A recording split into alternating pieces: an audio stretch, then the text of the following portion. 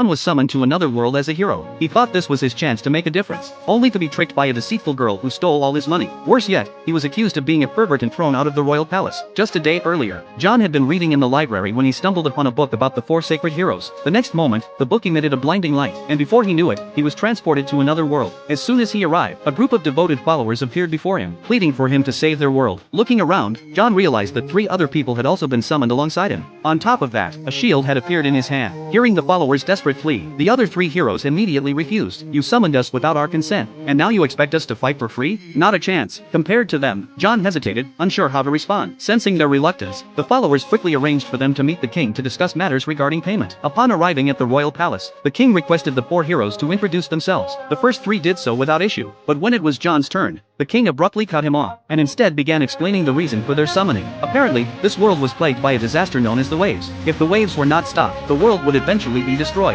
For generations, each nation had possessed a special artifact called the Dragon Hourglass, which allowed people to predict when the next wave would arrive. Just before John and the others were summoned, the first wave had already struck this kingdom, although the knights and adventurers had barely managed to fend it off. The next one was expected to be far more devastating, and according to the Dragon Hourglass, it would arrive in just 1 month. After hearing this, the 3 other heroes immediately demanded payment. Once the king assured them that they would be handsomely rewarded, they reluctantly agreed to fight against the waves. John had no other choice, so he agreed as well.